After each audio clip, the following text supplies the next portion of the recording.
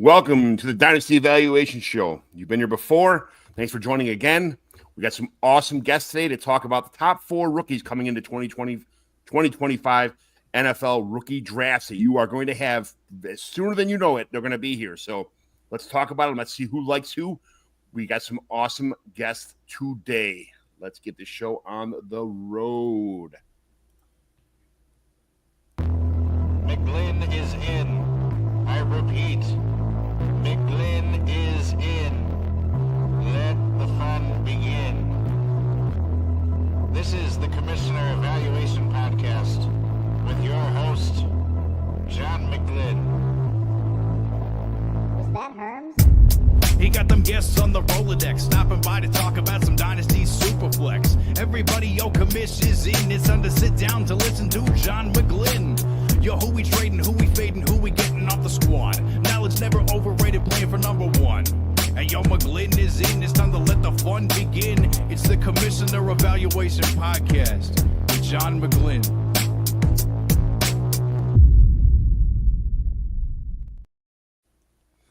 Thank you, everyone, for joining in here. We got some people to introduce, some repeat customers, and some new people. Koop, you're the only one that's not been here before, so we'll start with you, okay? Koop Troopa, Dynasty Koopa. Tell me about yourself, where people could find you, what's going on in the Dynasty world you live in, and we all love. Yeah, I'm Koop Troopa. I hang out with Eric and Matty over at South Harmon. I've got a podcast, Grinding the Edge, on our South Harmon podcast feed, where I focus on the data behind fantasy football. I'm not focusing on the players. I'm focusing on the data of fantasy football managers. How do managers build their teams? How do players impact from a fantasy point of view? And how can we use that to better identify those guys who maybe at the NFL level are not as impactful, but for fantasy, they really are? You know, I go out with your boss every time my daughter goes to school in Iowa. So every time I'm in Iowa, I talk to Iowa Mike. I say, hey, what are you doing? Why don't you meet me at the bar? So we sneak beers in at my daughter's lacrosse game or after while she's going shopping with my wife. Me and Iowa Mike get to drink some beers together. So it ends up being pretty nice. Mike is great, and you've got all sorts of great people at South Harmon, and I didn't say it in there as well. If you ever go to southharmonff.com, check out the Warp Tool. That is something that I've created based on what I learned about how players impact fantasy. There's some other awesome people out there use the idea of, if you're familiar with statistics in baseball and WAR, like wins above replacement, same idea, but just applied to the fantasy space. I'm familiar with baseball being a pain in the ass, so I don't play it anymore. It's fun. Fantasy football is about 23 leagues of fantasy football is about as much as I'm good for it. Other than that, the wife would absolutely kill me if I was a fantasy baseball. I'm in fantasy hockey with JT too, but it's good stuff. Matty, you've been on here before. Tell me about yourself too. Yeah, man. I mean, right now, a lot of the stuff that I'm doing over at South Harmon's kind of on the back burner, other than 4D Chess Dynasty Podcast comes out on Wednesdays. But I want to take a quick second. Koop talked about Warp Tool. I know there's been some more versions of that type of analytical approach towards Dynasty. But if you go to South Harmon FF, get the Warp Tool. We got a Warp. We got multi-year Warp. Nobody has that. That is where you could get an absolute leg up from your competition, from your league mates. I know we all call them friends sometimes, but we know in our leagues, we want to squash those guys. And if you go to South Harmon FF, that's where you can get that leg up. So that's kind of what I want to plug right now. T-Rock says South Harmon in the house. Some South Harmon fans here today. What's up, dudes? Jeremy Payrog. Jeremy also says, Matty, you the man. Jamie! What's good? Warp King is too modest. And then what's good, everyone? What's good is Eric Vanek being with us, too. Another repeating customer here on the Dynasty Evaluation Show. So tell me about yourself. What's going on with you? Yeah, John, JT, thanks for having me back again. Appreciate it. Just working here with the South Harmon guys. I do the America's Game podcast on the South Harmon feed. That drops every Thursday. During the season, I was doing the Waiver Wire show as well, so hopefully you guys tune in for that. But yeah, kind of just taking a little break here from fantasy before we start getting into draft season here, which is pretty much starting this week with Senior Bowl and all that stuff. So going to start getting ready for the NFL draft and these players that are coming into fantasy for this year.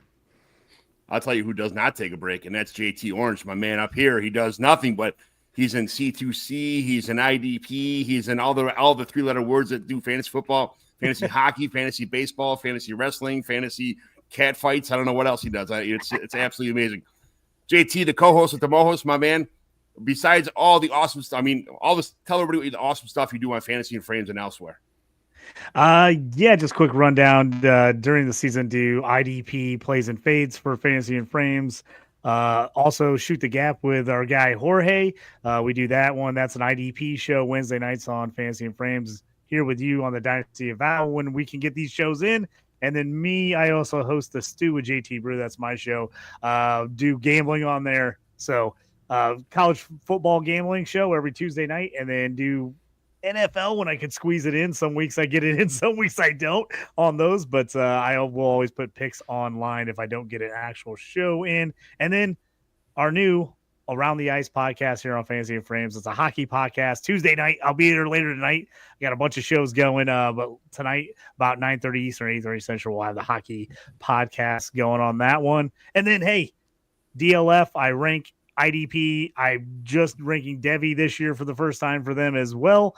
And I've got all kinds of rookie spotlights coming out. I've already got 3 or 4 on the way. I've got one coming out this week on Travis Hunter. So I am knee deep in everything NFL draft wise already on this one. So pumped for this show and talk about some of these top guys. I'm happy to be here with Fantasy and Frames and have all you guys on these shows tonight on the FIF YouTube channel. Absolutely fantastic. JT is a master of all trades. Absolutely. JT's tongue is going to be like a cat's by the end of these shows because we got 2 tonight and he's got his own around the ice show after this, the hockey show going on after that. So he's Eric's about 5 hours straight of podcasting tonight. I'm working out. I'm getting ready to go. Getting ready. I don't know how you can prepare for that, but good for you. That's Eric's deep dive waiver wire pod helped me so much and so much of the 40 bench spot leagues I'm in. I love deeper leagues. Me and JT talk about that all the time. The deeper, the better. That's what she said. But yeah, and I mentioned fantasy cat fights. That's not a real thing. But if there are fantasy cat fights, I can't join that either. I'm in too many leagues. So I don't know if I'd be in a league, but I probably would bet on it. Let's just be honest. I throw a couple dollars down. So tonight, what we're doing here is we got we don't want to make the show 17 hours long, so we just said top 4, okay? And then we said top 4 quarterbacks, running backs, wide receivers, and tight ends. We all got an idea of like who we like at the beginning. Everybody's kind of getting familiar with the rookies right now. A lot of people are just kind of like, oh my God, let me put my phone away. Fantasy football's over with. Give me a break. But we got to introduce you guys. Some easy listening. This is like WKRP in Cincinnati. Some easy listening here for you to enjoy. So let's start out now with our quarterbacks, top 4 quarterbacks.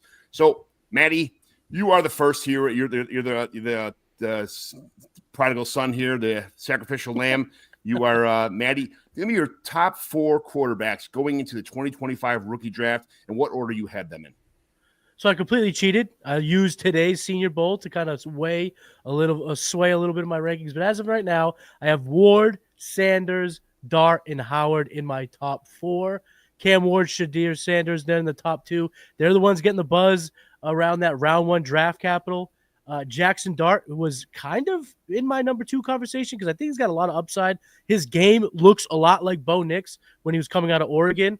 He's got the size, 6'2", and he's a bit mobile. We saw that at Ole Miss, but we got reports out of the Senior Bowl that he's not comfortable taking the ball under center. He's never really done that in his career. I think that's going to keep him out of the first round, whereas I'm going to obviously rank the first 2 quarterbacks, the guys go in the first round. And then Will Howard's a new addition to my top 4.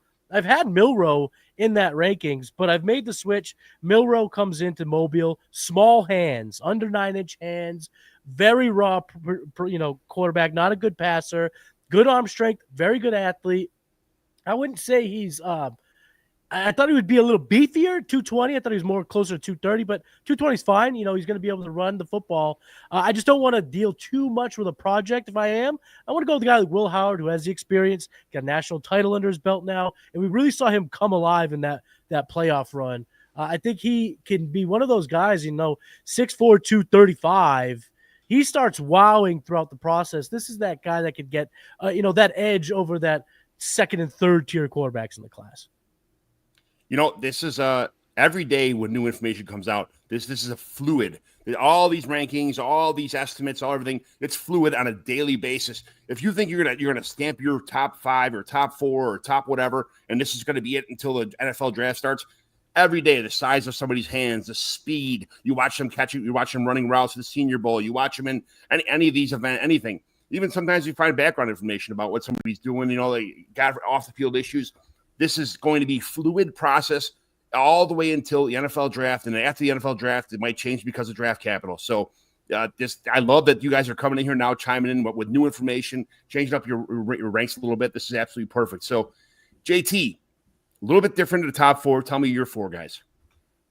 Yeah, John, I totally agree with you. I've already slightly adjusted every one of my ranks for all these positions in the top 10 3 times. That it already. So I'm constantly moving guys slightly one spot up, one spot down, depending on learning new things, looking at them, watching some more film. So you're definitely 100% on that. So for me at QB, I'm a little bit different than some people on this.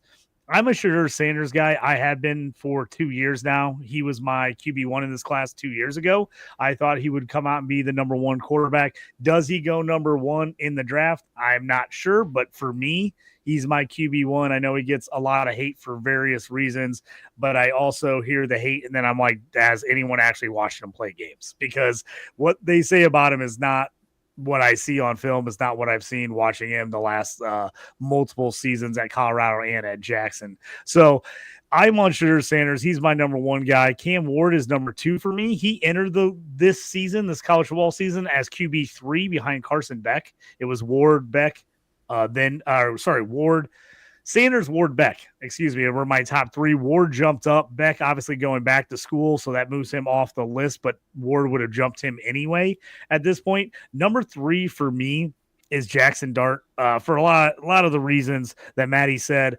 I know there's going to be a transition period with him, with that Ole Miss offense. It always is for people, but I think he's got the skill level. He's got an arm. He can throw on the run. He can actually move.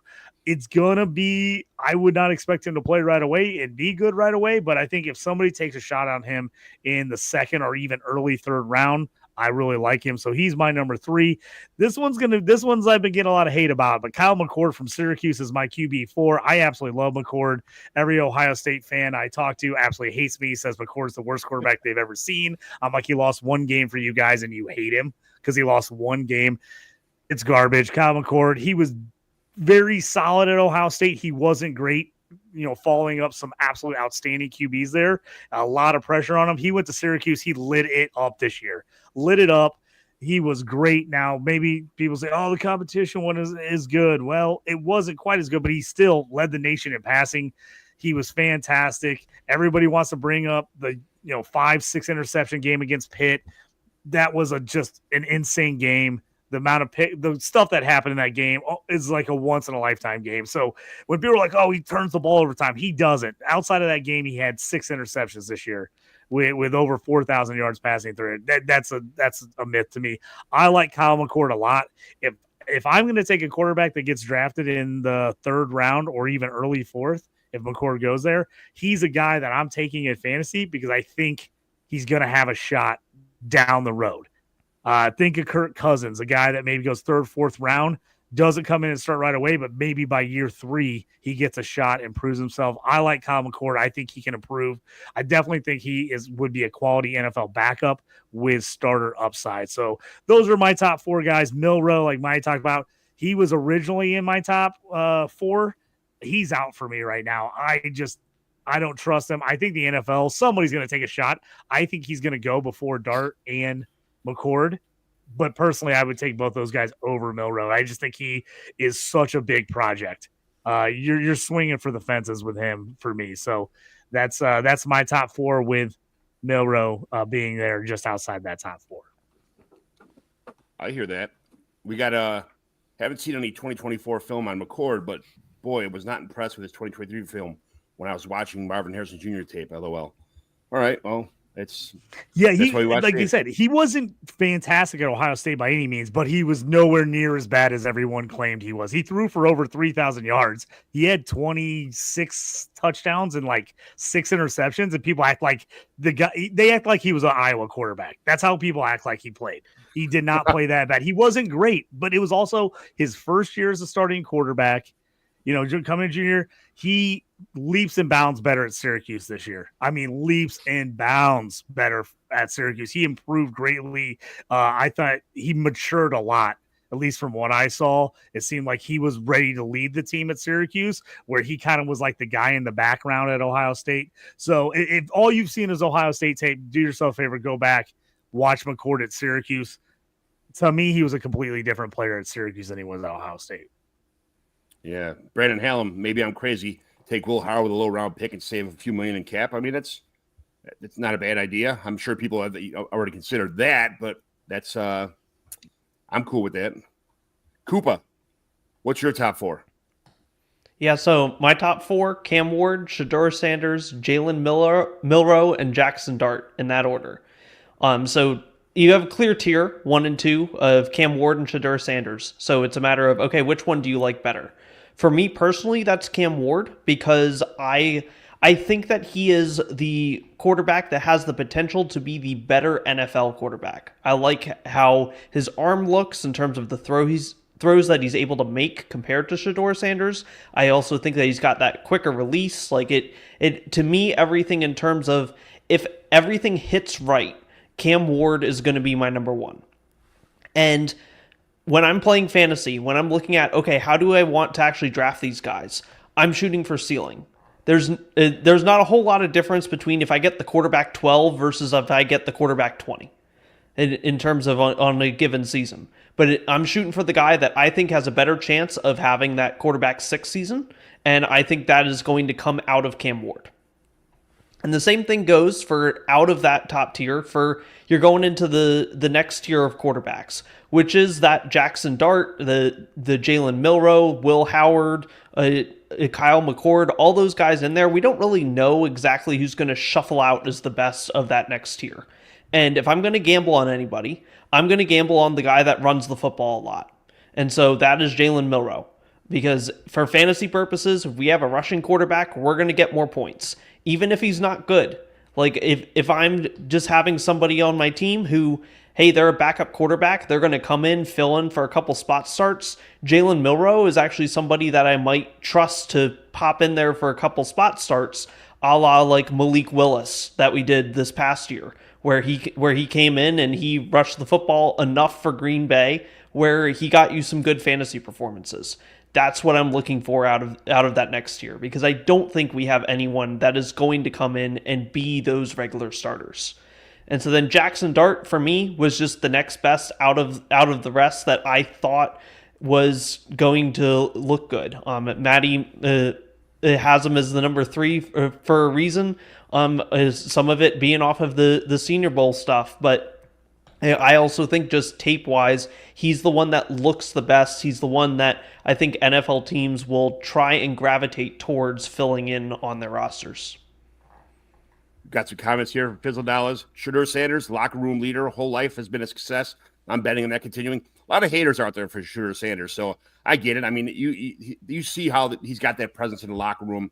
I love seeing that kind of stuff. So, and then he's got Milroe to Pittsburgh behind Fields for a year. I want Fields to stay in Pittsburgh. I just traded for him in like 7 leagues. I want Fields to stay in Pittsburgh and be a team leader, be the guy. Hopefully, he turn that switch and he'll be able to make that transition. So, I'm hoping that doesn't come true, because I want Fields to just stay in Pittsburgh for a long time. Milroe, go ahead there. You're not, they already got a running quarterback. That's transition for them after a year. I see that. It makes sense, but I see it. South Harmon Dynasty, woohoo! That's usually a Chris Joel Smith comment, but I'll take it from someone else. That's not a problem. I was gonna say, was that Chris Joel Smith? John, I was actually just saying in the chat to Fizzle, I know Shedeur's taking a ton of heat, but I think if anybody is prepared to be an NFL quarterback, it's him. He's been in the spotlight. He's taken heat nonstop. He's done for, people see little clips and are like, oh, he's a jerk. I think the guy is Shedeur. I think he is more prepared than anyone to jump in the spotlight. Yeah, I agree 100%. Eric. All right, so with my 4, I have it Cam Ward, Shedeur Sanders, Jackson Dart, and then Jalen Milroe. So I was watching some Cam Ward right before we hopped on here, and that kid just has everything. Good arm, accuracy, ball placement, all that good stuff. He's a little bit bigger than Sanders, I think, too. Like, his legs are a little bit thicker, so I like that. Just everything I've watched so far on Cam Ward just screams that he should be a franchise quarterback. So I really like Cam Ward as my 1. Shedeur is next. I think there's still a couple warts here and there for Sanders, but he does have some good stuff with him too. I was talking with Dynasty Barry, who was in the chat earlier a little bit ago. Like, Sanders, like, his mobility is not as good as Cam Ward's. I think it's more like a CJ Stroud. Like, he can do it, but will he do it? It's more of a thing with Sanders for me. So kind of like Cam Ward a little bit more just because of his rushing ability in fantasy football. Jackson Dart, kind of the same thing that Matty was talking about too. He has some good rushing ability as well. I like his ball placement. Yes, he's going to have to learn a little bit more, try to be under center and all that stuff. But I think Jackson Dart has all the tools to be a NFL starting caliber quarterback. I'm hoping he goes in round 1, early round 2. If he goes later than that, then I probably put a little bit of a pause on that. And then 4th, I had Jalen Milroe, kind of like what Koopa was talking about in fantasy. Look at the top 4 quarterbacks in fantasy right now. You got Josh Allen, Jalen Hurts, Jaden Daniels, Lamar Jackson. What do they all do really well? They run the ball. So Jalen Milroe, same kind of thing. If he ever hits, he could be a top 5 fantasy quarterback weekly with the way that he can run the ball. So I will take the upside shot on Jalen Milroe there. Obviously, there's a lot to go on with the Senior Bowl this week and see how he looks. Like, I'm totally open to flipping this 4th quarterback of whoever it is. If Jalen Milroe shows that, he can't even be a competent, NFL starting quarterback with throwing and all that, then I'm more than willing to move him down. But I think with his rushing ability alone, that's going to put him up in my top 4 for right now. Milroe kind of scares me because of the statistics kind of fell a little bit when he took over as starter. So I get it. He's a running quarterback and it's all about fantasy points, but this is a tough spot. So let's jump to the running back spot. JT, you lead the charge, the locomotive that is the 2025 fantasy football running backs coming to the NFL, because this is, for a while their running backs were dead in fantasy football, and all of a sudden this is like Return of the Jedi kind of stuff, and all these awesome running backs coming in the league. So to pick the top 4, you could pick a top 6, top 10 right now, because there's a lot of good running backs here, but we got to start somewhere. We got the top 4. Who do you got? As a former slow, small running back, I am pumped that running backs are back, baby. I love it. I love that running backs matter again. I've been yelling it for years. I'm like, if they still matter. Finally, people believe me. I love this class. I think this class is easily 15 to 20 deep. I think this is going to be a crazy good class. It's going to be interesting to see where these guys go. Number 1, I think for me, and I have not seen a single person that he isn't number 1, and that's Ashley Chinty for Boise State. I've watched him a lot. I tell you what, he's not the exact same body type, but man, I went back and watched some LaDainian Tomlinson film from TCU. He reminds me of LaDainian Tomlinson at TCU. He really does, man. Seeing all those fronts, everybody knew he was going to get the ball, and he still crushed. I love him. I think he's got to be number 1 off the board. Question, I think, is the NFL draft is how high he goes, because I think he's going to be number 1 off the board no matter what. I also think he's one of those guys, landing spot isn't going to matter for him.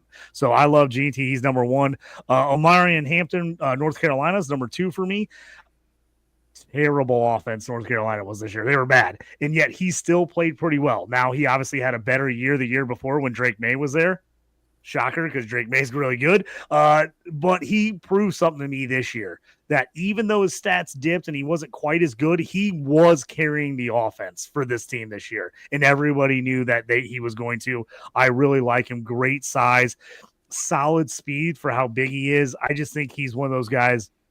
I don't know if he's ever going to be a guy that leads the league in rushing, but he just seems like a guy that can be a perennial top 10 RB in fantasy. He just, he's going to do just enough for you all the time. I really like Hampton. Number 3, I've jumped around on this 3 through 10 group like nonstop.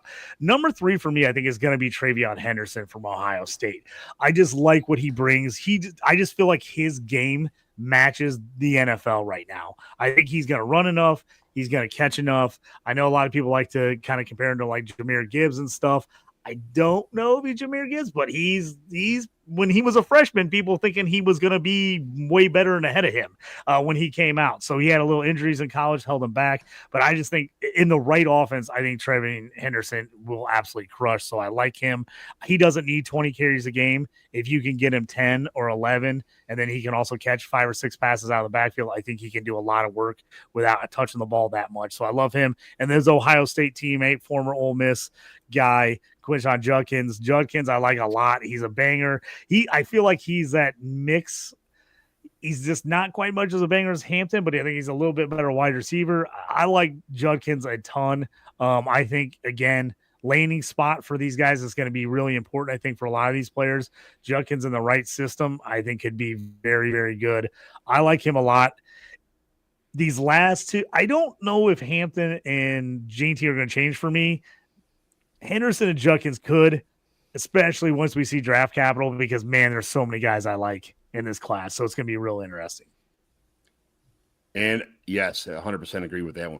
Here it is, our woo, Christiel Smith, our regular woo. There you go. Thank you very much. Let's see.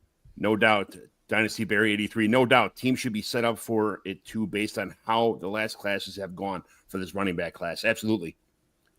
So, all right, so this is going to be – I'm looking forward to this right now because this running back it's going to change so much with all the speeds and the sizes and we've already seen film on all these guys, but the draft capital, this is going to change so much. But there's so many good running backs. So Koopa, who do you got next? You're number 2 on this murderer's row list. Yeah, I've also got Gene T as number 1, and I think I think I don't need to go in more into him. We all know he's going to do well. It's just a matter of how high is he going to be drafted. Amarian Hampton, he's also my number 2. I think that he's once again, he was solid at North Carolina. He was somebody who was a focal point of that team. And I think he's going to go to the NFL, and he's going to be a focal point of a team there as well. He's probably going to be one of the 1A guys in a 1A, 1B backfield that the NFL likes to do, where they've got 2 guys in that backfield. I just think Hampton is somebody that he's just built to be on the NFL field. My number 3 is Travion Henderson. So much like JT, I'm trying to choose who out of this entire tier of running backs that you have so many guys, who do you want at the top of the list? And kind of like how I went with Jalen Milroe at the quarterback position, I want the running back that's going to catch a bunch of passes. Because we play in PPR leagues. You get 1 point simply for catching the pass. Doesn't matter how many yards you get.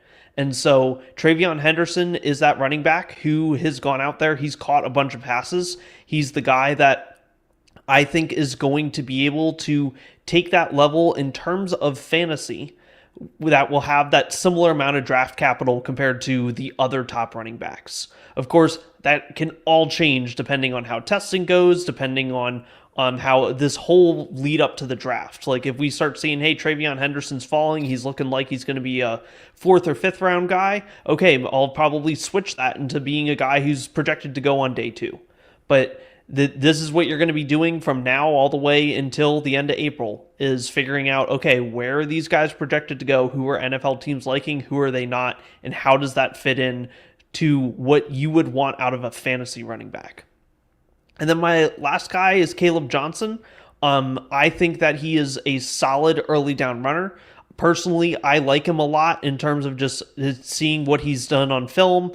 Obviously, Mike is a big Iowa guy over here at South Harmon. Caleb Johnson being the Iowa running back, I've seen a ton of stuff on him, and maybe I got a little bit that bias in this decision here. But I think that he's the kind of guy that can fit in. He can get a ton of early down work, and I think that he's somebody that's just going to be able to step onto an NFL field and just be that bruiser running back that can soften up that defense. And if he lands in the right spot, you have a team where towards the end of the game, they're wearing down that opposing defense, he can start breaking some big runs. You had mentioned scoring for some of the fantasy football leagues, and I just wanted to – JT's in a league with me where it's a half-point PPR for wide receivers, a full point for running backs, and 1.75 for tight ends. Check your scoring because, I mean, as much as PPR is the going thing right now, there's a lot of leagues that are still non-PPR. We have a guy, Kyle August, that's in a couple of leagues of ours. He thinks like PPR is a devil scoring. He's like, I'm never going to put that in my leagues. PPR is terrible.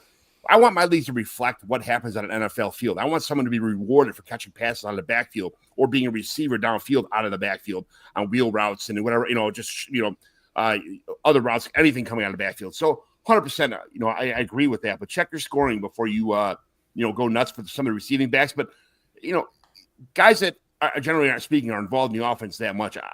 I'm going to be head over heels for a running back who catches the ball in the backfield for sure. So where are we at now? Eric, right? Eric. So This may be a little bit different than the first couple people we heard. What do you got going on here?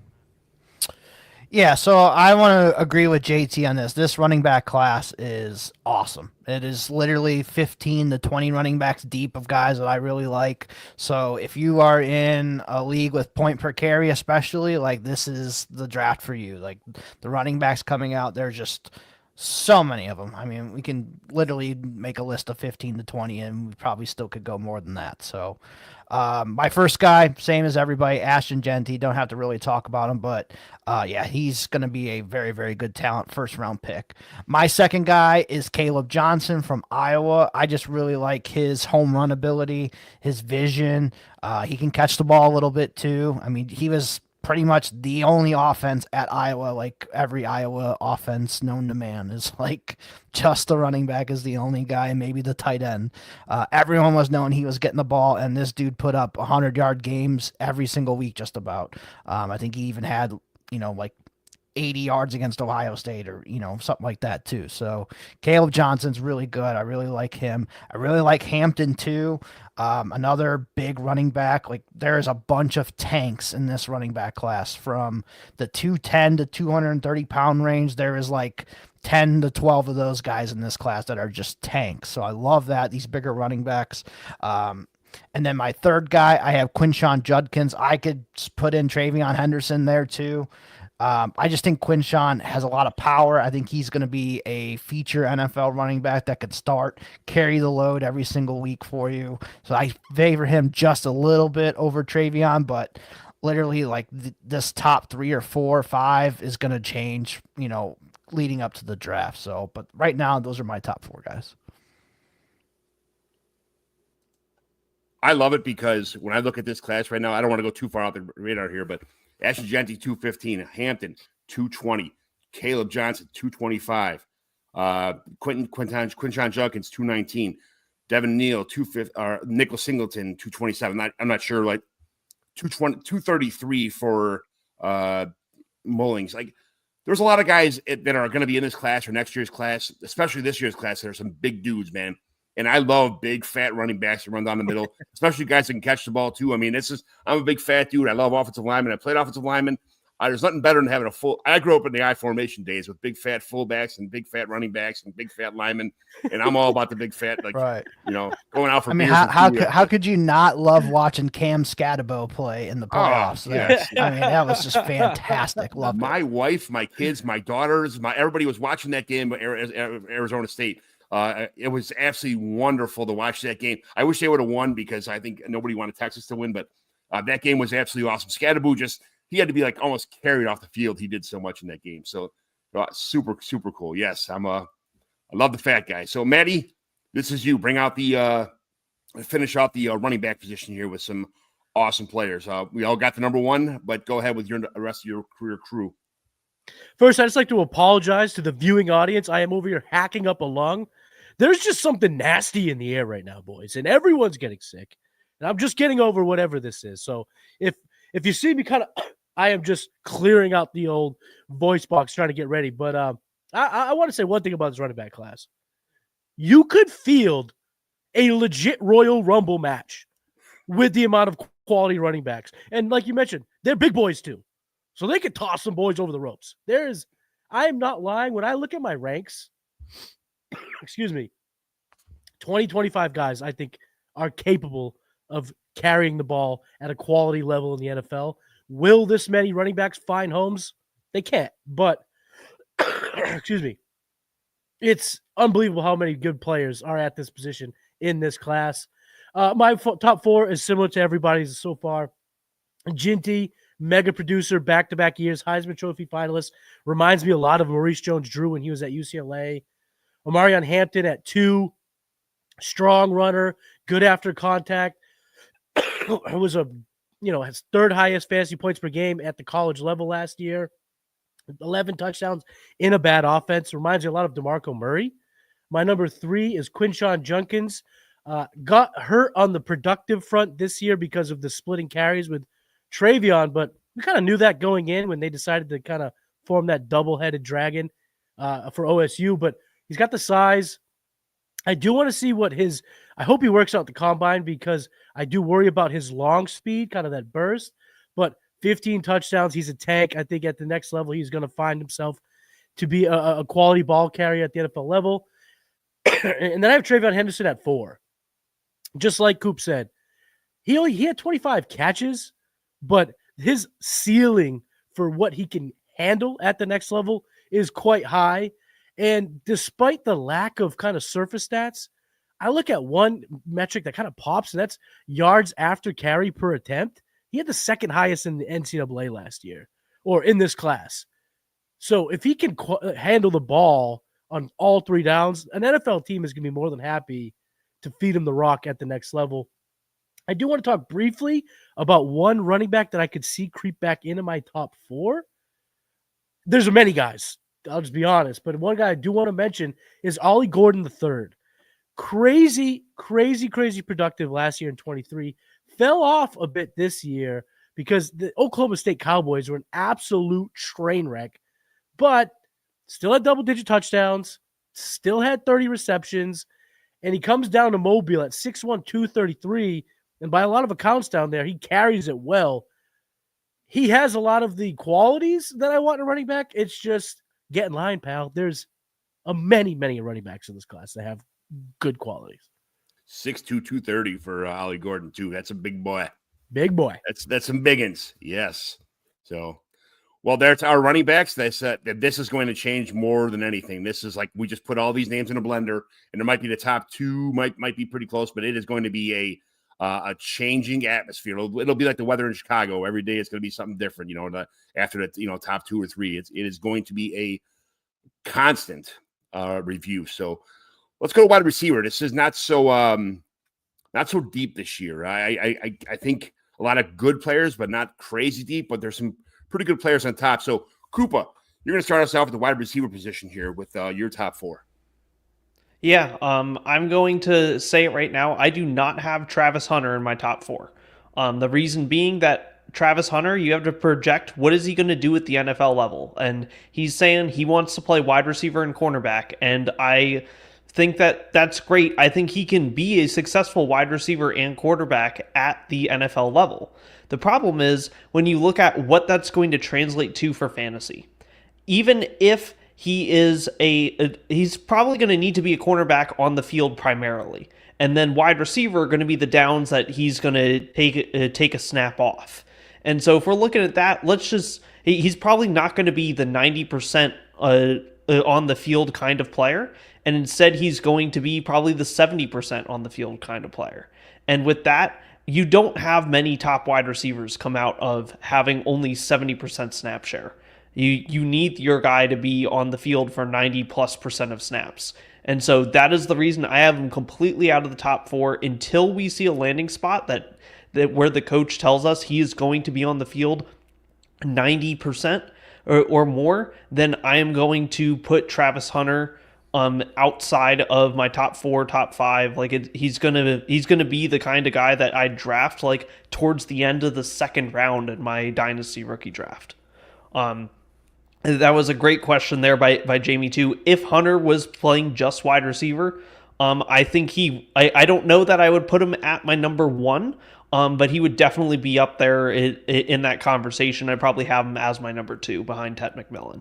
What if he plays primary wide receiver and just chumps in on nickel and dime packages and kind of relief kind of? What do you think then? Then I'm on board. For me, it is entirely of what is that snap share going to look like at the NFL level, and I do not currently believe that he's going to have that 90+% wide receiver snap share that you need out of your fantasy wide receivers. Very good, very good. Who's next? So, well, now I can go into actually who my top 4 are. I needed to get that out of Travis Hunter.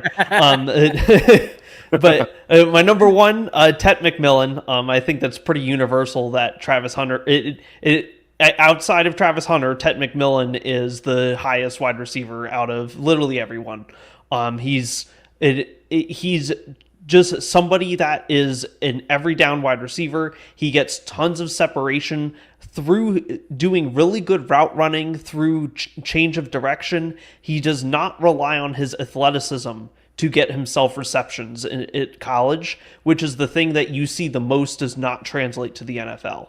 You see his technique is the thing that shines, and so that is the thing that you love to see at a wide receiver, and that's why he is by far and away the number 1 wide receiver coming into this draft. My number 2 is Luther Burden. He's another one of those guys who has a ton of versatility. He's super explosive, and he's also really twitchy. He's almost like it's going to be an interesting thing to see, because I almost see him as an answer of like, what if you had a little bit better version of like a Kadarius Toney? And we all know how Kadarius Toney turned out at the NFL level, but when he was coming in, he was somebody that was really hyped up. We were excited to see this guy on the NFL field, and I feel like Luther Burden has a similar thing for me, that I just am really excited to see him at the NFL level, and if he's better than Kadarius Toney, hopefully he can be that guy that produces. My number 3 is Emeka Egbuka. He's somebody, if you were playing in your C2C leagues 2 years ago, he was the number 1 wide receiver on the college side if you're trying to rebuild your NFL squad for the future. And he had that really, really bad 2023, and then he turned it back around this year. And he's one of the wide receivers where I think his NFL potential is he's much closer to that currently. I don't think he has a ton of room to grow at the NFL level in terms of getting better in terms of route trees, route running, all that kind of stuff. But I think that he is still going to be a solid wide receiver at the NFL level. I just don't think he's going to be that guy that necessarily completely explodes and becomes like your top 5, like a wide receiver 1 consistently for you week after week. He's probably that guy that comes in, he's filling that wide receiver 2 or 3, or maybe even a flex spot. And then my last guy is Isaiah Bond. Isaiah Bond, I've been a fan of his for a long while, and he's the kind of wide receiver that you move all around the formation. You've got your spread offenses that are infiltrating the NFL. I think he's somebody that he gets into one of those. He's going to be somebody that a coordinator is going to love using to put him in motion, move him into all sorts of different positions on the field in order to get the ball in his hands and be able to get him all sorts of like design plays and things like that, short yardage, all those sorts of things, and just let him use his skill to get past the defense.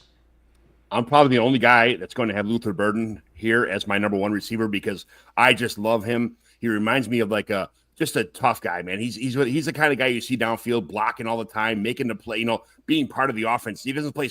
It drives me nuts when these wide receivers just play spectator, like when somebody else has a ball in their hand, it's not them. Burden's just kind of the all-around player for me, and I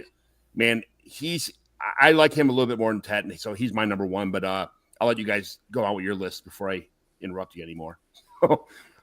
Eric? Yeah, so I have Travis Hunter number 1, and that obviously comes with the caveat, is he even going to be a wide receiver? So yeah, I'm assuming right now he is a wide receiver until I hear otherwise. We'll see what happens there. But if he was or if he goes, high in the draft like he's going to, and he's going to be a wide receiver, I would have him as my number 1 wide receiver in this class. After that, I have Teddarilla McMillan as well. I've always really liked his size. He's like 6'5". Kind of reminds me a little bit of like Drake London, a little bit of Mike Evans in him. I think there's definitely room to improve there as well. That excites me a lot because I already think he's really good. The guy had a 300-yard receiving game this past season. So really like him. Luther Burden III, like you said, he's a hard worker, does all that dirty stuff. He's a complete player, kind of does everything. He's kind of been compared to Deebo Samuel a little bit. I could see a little bit of that as well. I don't think he's going to run the ball like Deebo did, but you could use him on some jet sweeps and all that kind of stuff as well. And then last I have is Emeka Egbuka as well. I really like Egbuka, especially this year. He came back to this team. A lot of people thought he was going to come out last year, and he didn't. He came back, and the production just wasn't there like it was in previous seasons just because the Ohio State offense didn't run or pass the ball as much. Jeremiah Smith came in, who's an all-world freak athlete. So he took a little bit of a back step, but I still really like Egbuka. He is smooth, runs really, really good routes like all Ohio State receivers usually do. I think he's closer to like Chris Olave than, some of the other, players in this draft. So I think he could have that kind of ceiling, maybe not quite to Chris Olave, but it wouldn't shock me if Egbuka came in and was a number one wide receiver or turned out to be that way. I just think he's that good of a route runner, good player and everything. And if I had to have a fourth, if Travis Hunter is not there, I would put Matthew Golden from Texas there as my number 4 receiver. I've really liked his game all season long, playing with Texas there with Quinn Ewers, and especially his playoffs, he was really good too. So that would be my 4th guy if Travis Hunter isn't a receiver. Thanks. I appreciate the extra man there in the rotation. Much appreciated. Matty, when you're done coughing, you could jump on these on your top 4 too. I'm coughing myself. You guys see me in the background. Something is definitely going around. So it's just the air is just nasty right now. But I got the same top 5 as Eric. I got the same exact top 5. I just decided to put Hunter at 5 for every reason that Koop mentioned. So I'm just gonna leave him there. Wait to see how it kind of pans out. But man, Travis Hunter's got a lot of. I hate to put this on this type of level, but he's got that Justin Jefferson fluidity, that strong. He reminds me too much of Justin Jefferson. I'm just going to say it. I don't care. I'm going to say it here with Dynasty Evaluation. I'm going to say it. But my number 1, Ted McMillan. You can win a number of ways at the receiver position. He's not the fastest, but man, can he go up and get it? He really knows how to utilize the size. And I think at the combine, given what I've seen on film, I think he has a chance to really impress the crowd and how fluid he'll run the drills. I think he has a chance to run a really good gauntlet, which obviously matters a lot when it comes to wide receivers. So I like Ted McMillan at number 1. Luther Burden was my number 1 coming into the season, but what happened? 676 yards. I mean, Missouri was just a disappointment all around, and Burden really just kind of showing like, is he going to be that slot plus player? I thought he could be a little like that Malik Neighbors dog on the outside. I don't know if he is after this past season, so that's enough. I'm not going to dump him off my ranking. He's a good player. He's just at 2. Emeka Egbuka, EV. Sing the good Lord's praises. I have been saying this for over a year. I couldn't agree more. I've called Chris Olave Pikachu, Emeka Egbuka's Raichu. He's just the bigger version. He's just the next evolution of Chris Olave, the way he plays. And then number 4, Matthew Golden. Isaiah Bond, super talented wide receiver, couldn't stay on the field, obviously, as much as he would have liked last season. Just kind of missed some games in terms of, not the games, but it was just off the field more often than I was expecting. Matthew Golden stepped up. Wasn't really that overly impressive athlete, not really the biggest guy out there, but super reliable. Quinn Ewers' number 1 target, was clutch whenever they needed a big play. Golden was there. And when I started looking back at some of the college film, look at the size, look at the way they win on the field, Matthew Golden reminds me a lot of Amon-Ra St. Brown. Now, will he achieve the level that Amon-Ra did, being a 3rd or 4th round pick, kind of taking some time to brew and then just hitting the scene hard? We'll see. But according to a lot of the draft guys, Daniel Jeremiah and whatnot, Matthew Golden is flying up draft boards. I think it's just that toughness, that ability to win on the field. So I got him as my number 4 receiver.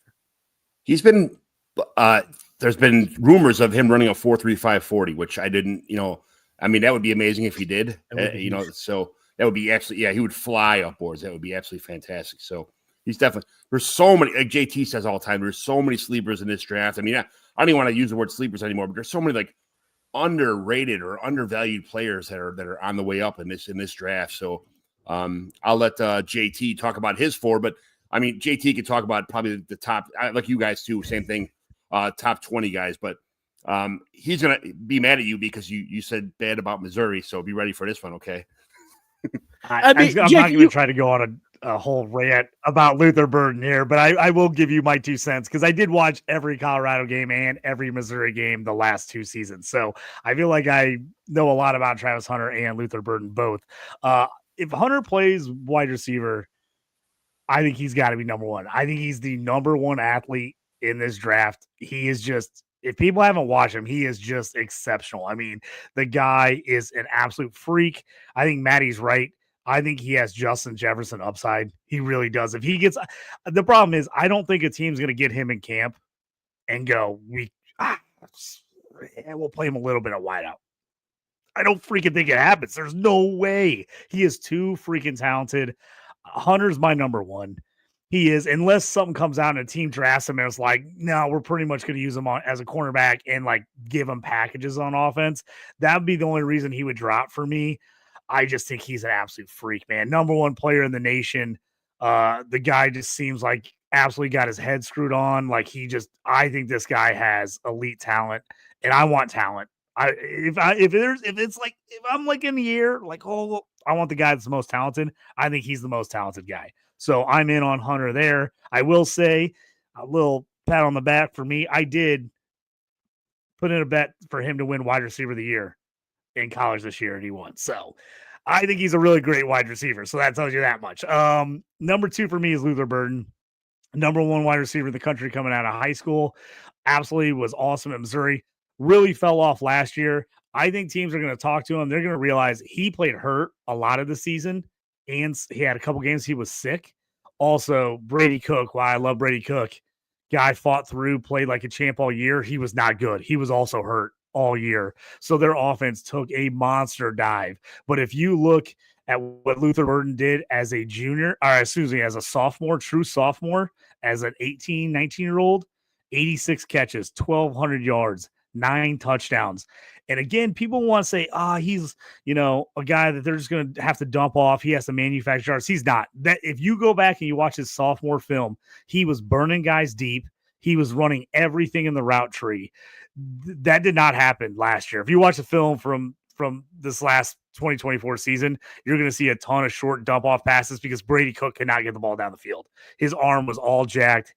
He was struggling. And the coaches knew it. So they weren't even calling those plays. So I think you're going to see Burden, a healthy Burden is going to impress the shit out of all these NFL GMs. They're going to want him. And I don't care if he goes 8. I don't care if he goes 22. I don't care if he goes 31.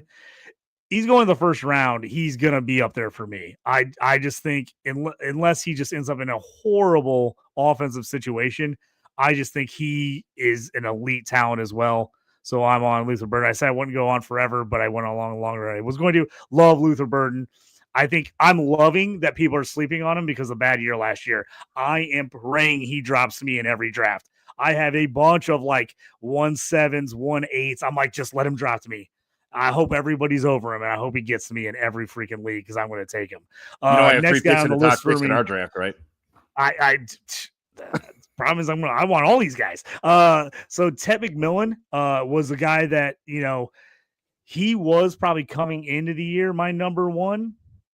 He just above Burden. I saw everything that happened. I still love Ted. I think Ted's really good. I think this is a really close with these top 3. I think it's really close because I don't think any of them are the same type of receiver. So I think depending on where they go and how things line up would maybe change things for me. I love Ted McMillan. The Arizona, same thing that happened in Missouri. Arizona was freaking terrible this year. They were terrible this year. He still had some awesome games. Easiest bet of the year was Ted McMillan over 1,000 yards receiving. Easiest bet of the freaking year. Started off the year with 300 yards in game 1. I should have put $1 million on it. I was like, Ted McMillan, even though they were terrible, he still cleared that easy, and the team was bad. Ted McMillan's a stud. So many people don't realize it because they just didn't watch West Coast football, and damn it, you had to search to find an Arizona game because they were so bad. But Tet McMillan is the real deal. I love Tet at 3. If he fell to me and I missed on the top 2 guys, I would not be upset about it at all. Emeka Egbuka, number 4 for me. I'm hoping he gets to the Steelers. If he gets to the Steelers, I want Steelers to draft him so bad. I think he's super underrated. I think he's one of those guys that is going to go back and we're going to look and go, oh, he was pretty good in college. I didn't think he would be this guy in the pros. Well, I think he's going to have a much better pro career than he had college career. I really do. I think he was one of those guys, unselfish, was just a team player, never complaining about not getting the football. I love Egbuka. I think he's going to excel at the next level. Those are my top 4. If I'm going to throw in a 5th guy just because if Hunter wasn't in there, if Hunter was, say, a cornerback, Trey Harris out of Ole Miss would be my next guy. I love Trey Harris. If he doesn't get hurt this season, if he doesn't have the growing injuries, he was on pace for an absolute monster season at Ole Miss. I don't think people realize, like, when Ole Miss started kind of falling off and having a little problems, it was when he got hurt. He was putting up 150, 180, 200-yard games every week before he got hurt. He still went over 1,000 yards. I think he only played 6 games total on the year. I mean, he was an absolute freak this year. If he gets healthy and can stay healthy, I think some team's going to absolutely get a steal on him in the second round, and they're going to be so pumped about it. So I wanted to talk a little bit about him because I love Trey Harris. Love him. Do you think Trey Harris has just a couple too many plays manufactured for him? It's going to be a question because that Ole Miss offense, they set it up, they do the plays. I mean, they really can get these guys open. I mean, you saw it when he got hurt. A couple other guys had some monster games too. So, I mean, Lane Kiffin is a really good offensive coach. He's a really good offensive coach. But I do think Trey Harris, I've been watching him. Again, I'm in C2C and Devy leagues out the ass. I picked up Trey Harris at Louisiana Tech because I was like, this guy's going to transfer and be in a beast for somebody. And when he transferred to Ole Miss, I was pumped. So I was like, if he wouldn't have got hurt, I would have probably won 2 more C2C leagues this year because it crushed me when he got hurt in leagues. He's going to take some time to learn some more routes and do some more things, but I think he's got the ability. He might be one of those guys we look back and go, he gets taken in the second round and has a so-so rookie year, but then you see him second, third year just take off because I think he has that ability. My homie, my neighbor, my drinking partner, Nick Scripp, tons of studs here, and also McGlynn's in here too. So you guys are all studs, and I'm here with you. Thank you very much for chiming in. Thanks, Nick. I'll see you later. McGlynn and the studs. Save a cold one. Save a cold one for McGlynn. Yeah, don't drink them all. That's my boy. All right. So we get to tight end, the most popular probably position this year because this is apparently the biggest tight end class ever to hit the history of college football. So, Eric, we're going to start with you here. Start off with this list of awesome tight ends that are entering the 2025 NFL rookie draft. Yeah, definitely one of our better tight end classes that we've had in quite a while. So I'm excited to get some new faces, some new youth there at the tight end spot. And leading it off, Penn State tight end Tyler Warren. This guy was just an absolute beast this year. Like, Penn State literally had like no wide receivers that did anything. Tyler Warren is a do-it-all, blocking, receiving, everything you can think of. Tyler Warren was the man this year for Penn State. Against USC, he had a 17-catch, 224-yard touchdown game. So that just shows you, this guy can carry the load there at the tight end spot. So I really like Tyler Warren. Number 2, I have Colston Loveland. I mean, he's pretty much been the top receiving option at Michigan for 2 straight years. He had a lot of injuries this year he dealt with. Like, he didn't play against Ohio State in a couple other games. So, but Colston Loveland's a really good all-around tight end as well. Catching the ball, decent blocker. But I'm more excited about him in the receiving game. This guy I won't talk about as much. I know this is Matty's guy, but Harold Fannin Jr. from Bowling Green. This guy he also had a 17-catch, 213-yard game in his bowl game this year, a bowl game record. Like, this guy is just a catching machine. I think he's going to be a weapon at the NFL level. Somebody, you think of Bowling Green, you don't think of stud players in the NFL, but this guy could literally go in round 2 or round 3 this year, and it wouldn't shock me, and he could be a featured piece of an offense.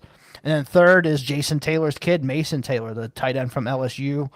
We saw it today in some highlights at the Senior Bowl, like super athletic, making one-hand catches out there, really, really good route runner. I think Mason Taylor, he should be, perfect for an NFL offense to be a receiving option. So here's 4 really good tight end options, and I probably could give you a couple more if I wanted to. But, yeah, really good tight end class. I'm looking forward to them.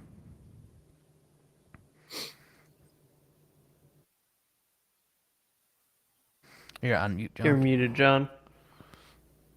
Sorry about that. My neighbor's a big Penn State fan, and he says, let me tell you what this is here, okay?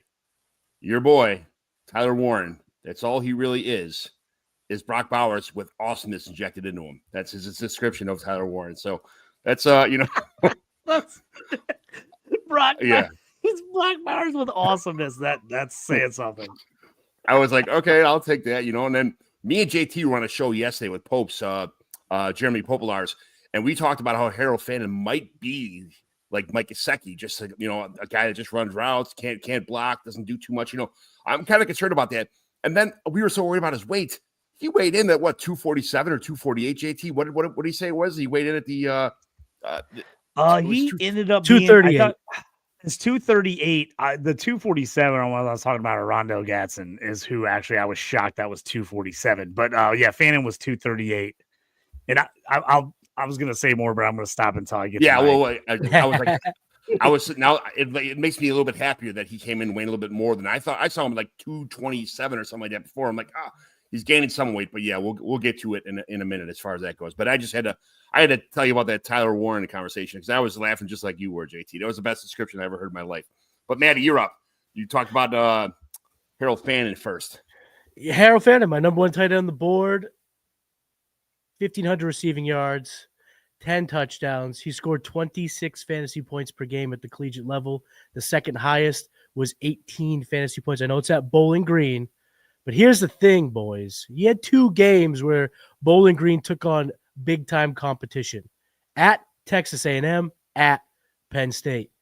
Against Texas A&M, 8 catches, 145 yards and a tutty. At Penn State, 11 catches, 137 yards and a tutty. Unbelievable in terms of his fluidity on the field, his yards after catch, almost 900 yards after catch, which is first in this class, highest yards per out run. And now the 238 puts him in that Evan Ingram-esque range. You could kind of begin to see it now. Where I want to pump the brakes a little on that, I guess, is it took Evan Ingram some time to brew, had flashes early, went dormant, and now has become a reliable tight end over his last few years in Jacksonville. So he's my number 1 tight end. My number 2 tight end, Colston Loveland. This was Colston Loveland's class. He was the tight end 1 coming into the season, unbridled, top tight end prospect, still only 20 years old. Like EV mentioned, injuries kind of plagued this season, but a lot of the underlying metrics still popped, including yards per out run, 3rd highest in the class. And DJ Daniel Jeremiah, one of the most renowned draft guys, he has him as the 7th highest player on his board. So let's not forget about Loveland and the prospect that he is. Tyler Warren, he is my number 3 tight end. He's great in all the reasons you've mentioned. All of his numbers check the boxes. Size checks the boxes. The big red flag for me is 5th-year breakout. We continuously crucify wide receivers for 5th-year breakouts, and now a tight end does it, and we're going to call him Brock Bowers. Brock Bowers went to one of the biggest college programs and had the offense built around him when he couldn't even vote in this country. These two aren't even on the same planet in terms of prospect, in my humble opinion. But he is a massive human being, and if he gets a draft capital, he could go up my rankings. I'm not a hater, but there are red flags. That's why he's my number 3. But the top 3 for me are on the same tier. They're on the same tier. Number 4 for me, it's Oronde Gadsden Jr. second, however he wants to go by. Just like you mentioned, JT, coming in at 247 was surprising. Had 934 receiving yards, added 7 touchdowns. Was a good target, a reliable target for Kyle McCord in that pretty strong offense for Syracuse. He scored a lot of fantasy points at the collegiate level, 16 fantasy points per game. And he's kind of that stylistic, that new age tight end that we're kind of seeing be adapted pretty smoothly at the NFL level. But I think that for me right now, I'm really hoping he suits up tomorrow night or Thursday night in the Shrine Bowl. I'd love to see him out there and kind of see what he could do. Long arms, good catch radius. But man, after that top 3, I could rattle off another 5 that could end up leapfrogging each other. This class is pretty fun. Matty getting spicy for $50. Getting spicy here, Matty. That's all right. We like spicy here. We like spicy. I'm not afraid of hot food, hot stuff. Would you, just question for you, Matty, would you put Warren Loveland and Fannin all in the top 12 overall tight end rankings for Dynasty? I'd have to look at it. Off the top of my head, I think 2 of the 3 might be in the top 12. All 3 of them would be my top 15. I could say that. Okay, there you go. Thanks for the question there. And then, okay, JT, you got the tight ends here. Tell us about this awesome tight end class.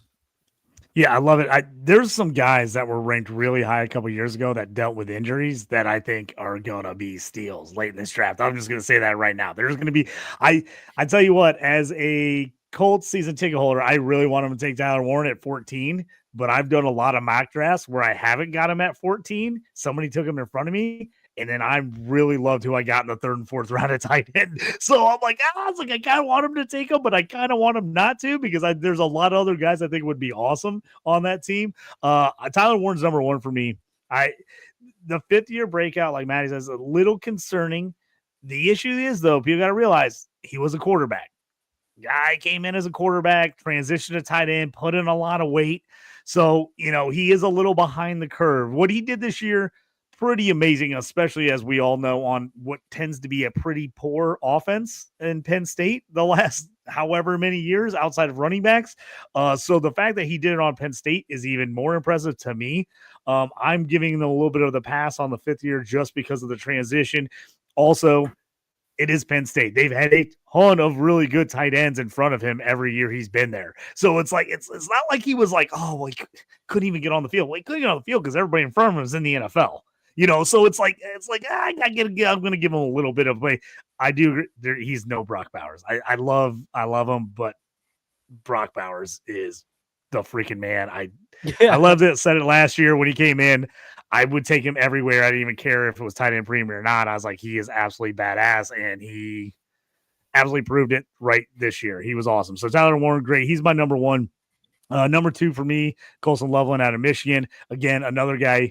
Not a very productive offense, somehow still put up numbers, put up stats. I think he, again, is going to be another guy that we're going to look back and be like, oh, yeah, he's going to have a way better pro career than he ever had in college. I like him a ton. I've got Fannin 3. Here's the thing for Fannin. I think Fannin has the highest upside in this class, but he's got to get drafted by the right team. He's got to get drafted by a team that absolutely says, oh, this guy can be our 1A or 1B on our team receiving wise. And then they set him up and play him that way. If he gets on a team where some coach keeps putting him in line and having him block down on a defensive end on a counter, he's screwed. It's going to be bad, but because that's not who he is. If he gets a team that does that, they're going to screw him up. It's going to be a waste. But if he gets a team that's like legit sees his potential receiving, I think he has the highest upside to be just an absolute fantasy stud. I think he absolutely can. But to me, he could move up to that higher for me if he ends up in the right situation, because I think he could be awesome. But man, I think Warren and Loveland are going to be pretty good no matter what. I think Fannin has to be on a team that wants to feature him to really use him to his ability. So that's my little context on Fannin. This is a guy I really liked. I've liked for a long time. I just think he has got an NFL body. I think he is just everything you want as far as blocking, receiving, everything. And that is Mason Taylor out of LSU. I just think he's a guy that's just going to get better and better. I don't think he's even scratched the surface of how good he can really be eventually. I selfishly wanted him to come back to college for one more year because I thought he could have absolutely lit up college football this year like Warren and Fannin did for LSU with Garrett Nussmeier, who's a little sneaky peek. He's my number one QB, Devi, for you guys out there for next year. But I thought he would just absolutely light it up at LSU last year. So I still think it's probably a good thing he came out because he's going to get drafted high. But man, I wanted him to go back to school for one more year for those selfish reasons. I just think he can block. I think he can catch. He's a guy that I think I'm not going to see where he goes and be like, do I really want him now? I think I'm going to want him anywhere because I think he's going to get on the field and be good. And I will say with Matty, I again watched Kyle McCord, watched Syracuse. Gadsden reminds me of Fannin in that if he gets on a team that's going to use him correctly, mismatch him up with linebackers, he's going to eat in the NFL. Dude's got great hands. I love the 247 because he plays fast and has big hands. The fact that he's I saw that. I was like, oh, I thought he was going to be like I thought he was going to be like 228. Like I really did. I was like, oh, 247. I was like, yes. I think Gadsden is going to be a steal. I think he's going to be an absolute steal. Again, a guy's a little underrated. He came in as a freshman, basically a wide receiver at 213 pounds at Syracuse. He's up to 247. I love it. He had that the injury in 2023 after everybody in college football was high on him in CFF and C2C. Missed the whole year, basically. Really great comeback here last year. He's a mismatch nightmare for guys. I love Gadsden as a late guy. I could talk about these tight ends forever because, I mean, every mock draft I do, a fifth round comes up, and I'm like, that guy's still there? That's like, I want to take 7 tight ends in every draft I do because I'm like, there's so many guys personnel, like, JT. Run 12 personnel, baby. I tell you what, if I'm in 4 and 5 round rookie drafts this year, I am going to be piling up tight ends. I'm telling you that right now. I'm just gonna be like, yep, I want him. I'm gonna stash him on my taxi squad and see who hits. Yeah, that's the way to play, man. I think I have 11 tight ends in a league we're in, JT. In the tight end premium leagues, that's all I do. I just stack these. I feel like me and you just are fighting over all the tight ends in the draft. They're like, oh, I want him. They're like, you already drafted 2. I'm like, I want another one. I don't care. I thought this was a funny comment, JT. So we talk about this all the time. Indy is where tight ends go to die. They haven't seen a good tight end since Dallas Clark, except where the Colts, especially with A-Rich now. T-Rock, that made me laugh when I saw it. This is hilarious. T-Rock, that's actually a really good comment because you know what I said? I brought up Dallas Clark when I was talking about Fannin to somebody else in another podcast because I was like, if he gets on a team that uses him like Dallas Clark in the way that Indy used Dallas Clark, Fannin could be awesome.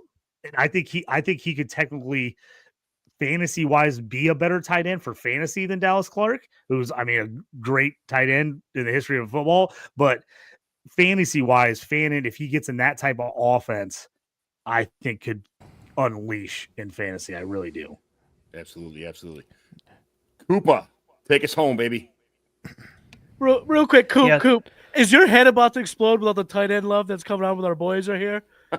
Oh, I am loving this draft class. If you've got a league with points per carry for running backs and you've got tight end premium, it is amazing. But I know what Maddie's referring to. I have a little entire episode of my podcast called Tight Ends Don't Matter. And the whole point is that if you've got no tight end premium, you're just starting one tight end for each team. Yeah, they don't matter because after the top, like the 7, 8 tight ends, there's no difference between any of the guys. This is a class where you've got multiple guys that are potentially going to end up in that range. You've got that top tier of Tyler Warren, Colson Loveland, and Harold Fannin for me. All 3 of those guys, if you come back a year from now and you're like, hey, all 3 of those guys finished in the top 8 tight ends in their rookie years, I'm like, I'm not going to be I'm still going to be surprised, but I'm not going to be terribly surprised to hear that. And so that's the kind of thing you always have to have context around it. And so you see these guys come in. it might make your guys that are a little bit more on the fringe of tight ends being useful. Your guys like your David Njoku, your Kyle Pitts, even like a Tucker Kraft, like those guys, they might fall into the tight ends that you don't care about because of this class. That it's like, oh yeah, you just have them on your team, but they're almost at the level of roster clogger where their value in terms of what you would have to pay to get them or in terms of what they are in a trade is more than the points that they're giving your team. So that's something to keep in mind with this class is this tight end class, depending on your scoring settings. If you got huge tight end premiums, you need to start 2 tight ends for every single team. You got both of those things in your league. Oh, this class is amazing all the way down the whole depth of everything. Yep, and that is exactly right with T-Rock. It's as soon as you give me a scoring premium, for me, that number, it tends to be about somewhere between 1.5, 1.75. I'm just gobbling them all up. But going into this class, Tyler Warren is my number 1 tight end. I am just like your neighbor. I've watched all of the Penn State games. And I've been watching the majority of Penn State games all the way back to the Christian Hackenberg days. All right, so I've seen a lot of Penn State tight ends, and those the Penn State tight ends. What are they known for? They are RAS freaks. The Penn State weight room, I don't know what it is that they do there, but they do something that builds bulk on these guys. You've seen Brenton Strange, who was a 9.91 when he came out. Theo Johnson was a literal 10. It could be no better. I fully expect Tyler Warren is going to be something similar. And I was out on Theo Johnson last year because of one reason. He got outplayed by Tyler Warren at Penn State. I was like, this guy sucks. He got outplayed by Tyler Warren. I'm not getting him anywhere, and I still don't have any of them in fantasy. Actually, I may have picked up one in like an ancillary piece, but that's besides the point. I'm not trying to get Theo Johnson because he sucks because there's this Tyler Warren guy, and Tyler Warren is the one that you want. And here he is now. He took a little bit to get that production because he is in Penn State. He's behind that tight end room where they just churn out absolute athletic freaks year after year after year. But the fact that he was able to jump a year ahead and get some of that production and seal it out where he was the more productive Penn State tight end is the reason to me that he's just going to be amazing at the NFL level. Theo Johnson, he goes to New York, and he became their number 1 tight end very early on in the season. And he ended up having a decently productive season. Enough that when we were partway through the season, people were starting to go out and trade for Theo Johnson. He was getting value and getting you returns for where you drafted him from your rookie drafts. Tyler Warren is the better version. I don't think he's Brock Bowers with awesomeness. He is not that kind of tight end. What he is he is a good all-around tight end who will be a weapon in the passing game. He's not going to be somebody that I think you are designing your entire offense around, like the Raiders are doing with Brock Bowers. Like he's not going to break the tight end's receiving record, but he has a spot to be one of those top tight ends. I see him being more like a George Kittle, TJ Hawkinson in terms of production, where he fits in on the NFL field. That's not too bad, man. That's not too bad. I got the Homer Simpson or the Grandpa Simpson like yelling at clouds kind of feeling on that one, like rah! I felt the anger on that one. It was great. Great. Dude, that's so funny you said that, John, because my girlfriend, like, lately, that's all she's like, are you like, you're just like old man mad. I'm always like, I'm yelling at the clouds about everything. Like, I was like, I'm getting old. I'm getting old and bitter. That happens, John. That's what happens. We get old, we get bitter. That's right. People talk bad about tight ends. We get old and bitter. So that's what happens. But yeah. And well, so to round it out really quick, Colson Loveland, Harold Fannin Jr., Mason Taylor. My tier break is after Fannin Jr. As Matty said, you put up 26 points per game in college, you're going to do something at the NFL level. The question is, what is that? And yeah, it is But it's Bowling Green is where those 26 points came from. And I think what we're going to see is how much does that level of competition make a difference? Is that difference where he comes in at the NFL level and he's able to do something close to what Brock Bowers did this past year? Or is it going to be something where he gets stuffed a lot? He's got some stuff to learn. I think he's the biggest wild card of this entire draft, like for literally any position. He's somebody that he could be an absolute stud or he could be nothing. And I think that entire range is within reason for him. And that's something that we're going to have to grapple with as fantasy managers and figuring out where are you willing to take that risk on Fannin. You guys, thank you so much for making this episode so much fun, because I laughed probably on this episode more than I've done in the last 10 combined. So I really appreciate you guys being on today. I really appreciate you guys hanging out and making it fun. Let's start on the bottom over there with Koop. See yourself out, man. Like, where can we find you at? Where can everybody see you at? People who don't follow you already, because thank you very much for being on Dynasty Evaluation today. Yeah, follow me on X/Twitter at Dynasty Koopa. Everywhere else, I am Koop Troopa 8. And go check out the South Harmon podcast feed. Eric, Matty, and I all have podcasts on there. Eric's America's Game, Matty does 40 chess, I do Grinding the Edge, and we come at it from totally different ways. The point is to have different voices, different processes, and find a way to amalgamate what you like about what we all do into your own process. Our point is not to tell you this is the decision to make, because we don't want it's the idea of give a man a fish, you feed him for a day. Teach a man to fish, you feed him for a lifetime. That's what we're trying to do. And so listen to everything that we do on the South Harmon podcast feed, and go check out some of the tools that we have at southharmonff.com. We got the Warp tool. I'm the one that made it. I use it literally all the time. It's so much so I go to my browser, I type in the letter W and hit enter, because my browser just knows if I've typed in the letter W that I'm trying to go to my Warp tool.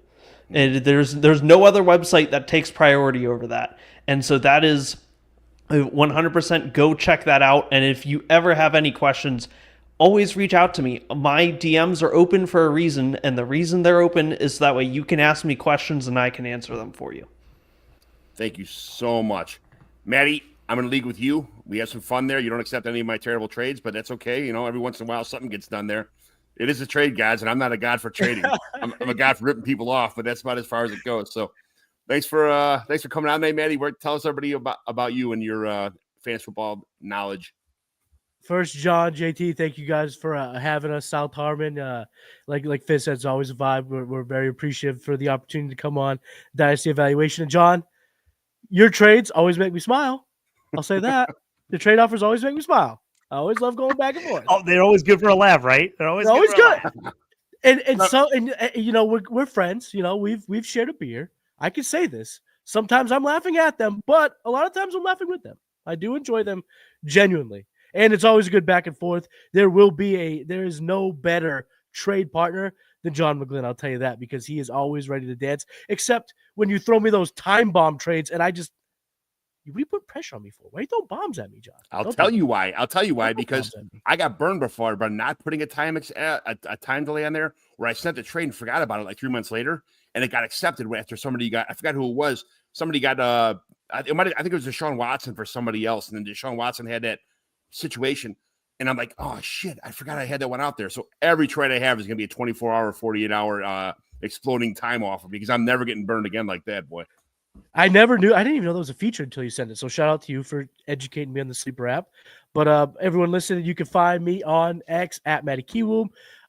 Koop plugged everything that we're doing at South Harmon. We got a lot going on and a lot of big things in the works. So you're definitely going to, stay tapped in to South Harmon, everything we're doing.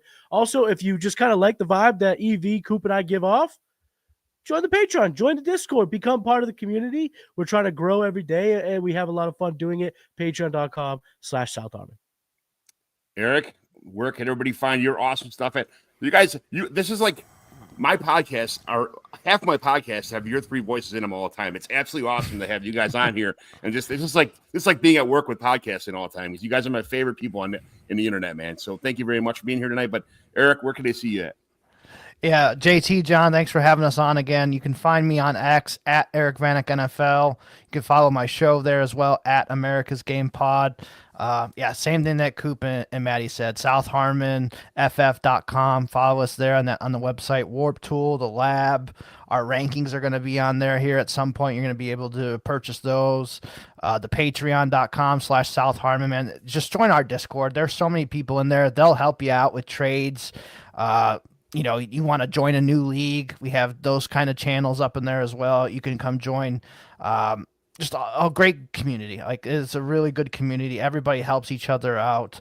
I'm glad I'm a part of it. So yeah, come join us over there on the Patreon and the Discord. It's a lot of fun.